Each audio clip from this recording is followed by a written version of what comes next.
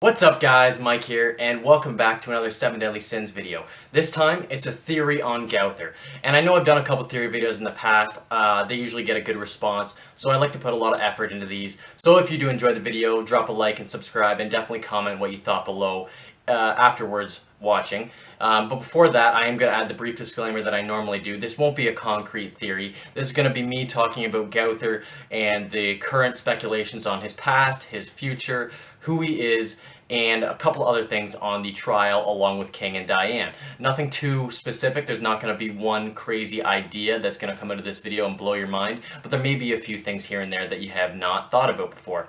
So saying that, let's get into the theory today, guys.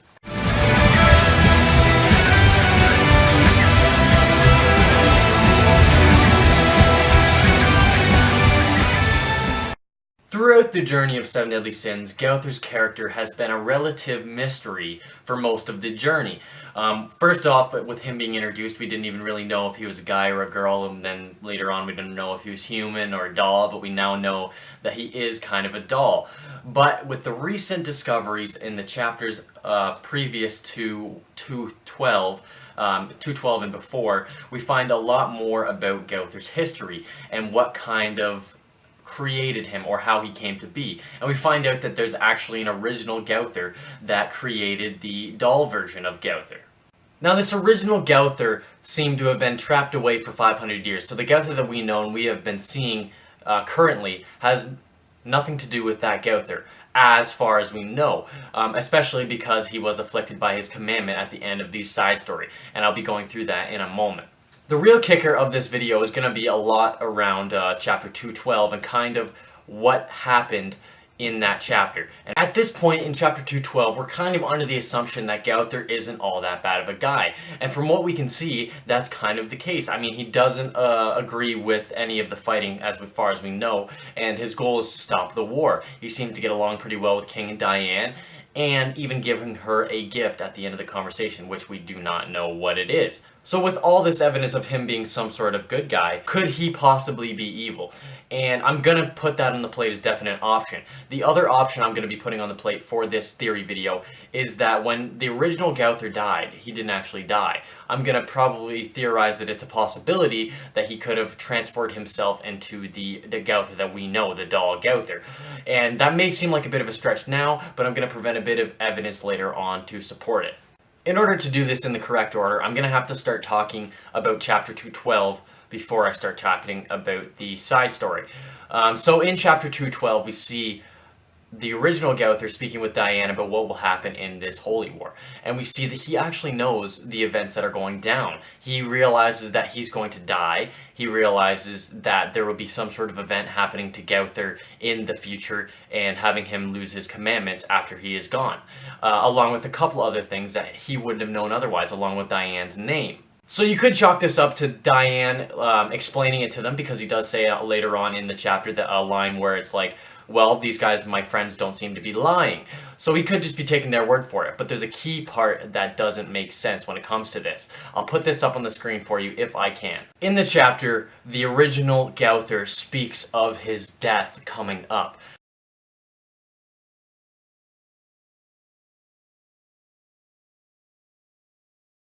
And if he were going off all of the information that he obtained about the future from Diane only, if that's all he knew, and if that's all he could obtain, say through his abilities, I'm going to theorize that he would have maybe known this if he used his mind-reading abilities on Diane and Gowther, or King and Glonixia and Dolar, whatever you want to call them at this point, but that doesn't seem to be the case because he knows about his own death. So how could he possibly know this? Because King and Diane did not know anything about the original Gowther. How could he possibly know about his future death?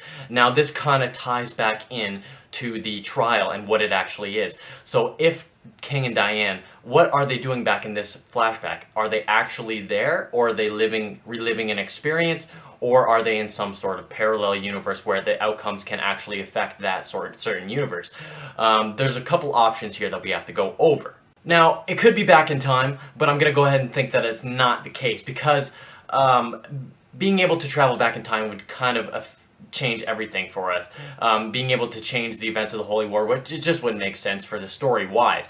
So I'm leaning towards it's either a parallel universe or something else. Whatever this trial is, it seems that Gowther might even notice it. So I'm kind of going off this towards the malicious part of his personality, which we have not seen yet, but is a possibility to be there. If he knows about all of this information, he could be easily manipulating it to get a goal that he wanted. We know that he didn't agree with the Demon King on certain aspects, and he has his own goals. He even has his own dream that we don't necessarily know what it is. So he could, in fact, be evil. And if let's think about this, I said this in my review, but he is, in fact, a 10 Commandment. And most of the 10 Commandments turn out to have some sort of evil with them, even though we know that King Gowther and Glonixia actually joined them later on for some other reason. And I am going to talk about that briefly, even though it doesn't have much to do with this. I think that they joined later on, and their decision in this trial revolves around Gowther, I think that's how you say her name, and her death, and some sort of way that the Demon King or some of the 10 Commandments may work to revive her and bring her back and turn King and Diane against the Goddess clan. Also, after looking back at the original Gowther's first appearance when he came out of the prison of the demon world, he speaks with Myrcilla, and she actually asks him about the Holy War and why the hell he's here. And one of the first things he says is that he doesn't even care about the Holy War, and his time is running out, and that's basically why he's here.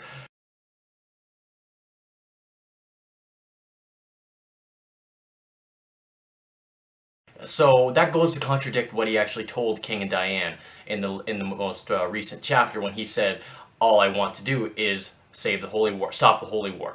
So what does he really want? And a lot of this video is kind of based on him being a bit evil, and I think this does actually support that to a certain degree, especially the fact in this page he goes on to explain, you know, I've just gotten out from being trapped away from the Demon King. It sounds almost like he's a bit spiteful and he wants revenge. The reason why it might be an actual parallel universe is because Gowther and Glonixia actually tell them that they can die in this. So if this were the actual past and they were living it out, they would be actually performing everything that Gowther and Glonixia did no matter what. You know, somehow they would end up with those same results. But it seems that they can actually get different results if they fail this trial.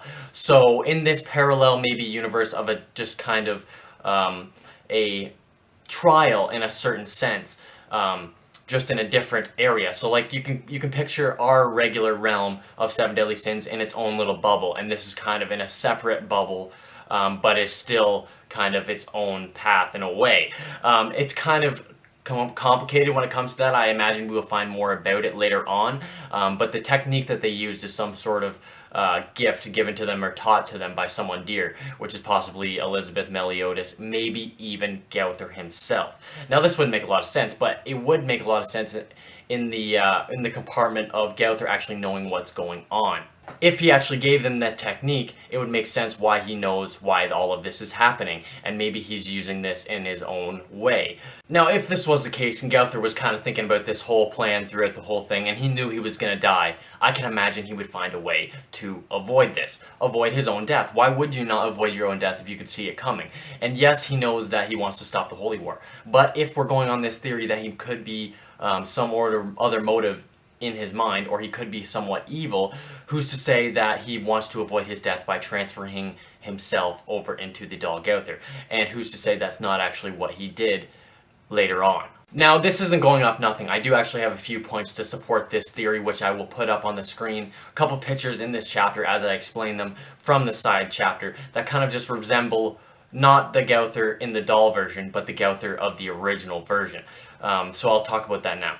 The first point, which isn't really a concrete point, but does kind of add a little bit of evidence here and there, is just a simple look on Gowther's face in one of these pages. I think it was page 26 of the chapter, where he puts where he's talking to his girl, and he invites her out on a midnight journey.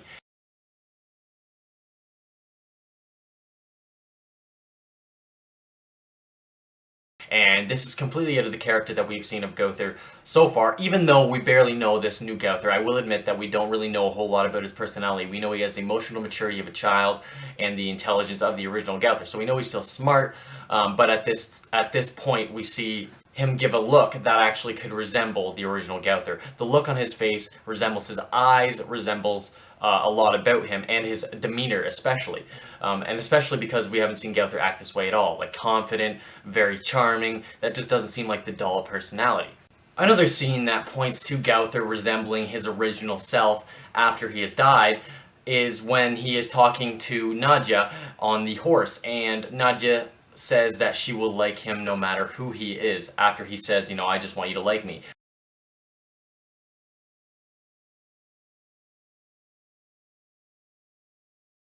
She says, no matter who you are, I will always like you.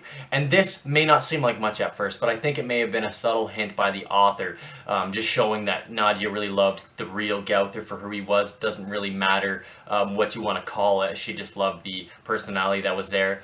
And I doubt that it was the Gowther doll that we have seen in this video, or in this chapter, sorry. But it is possible.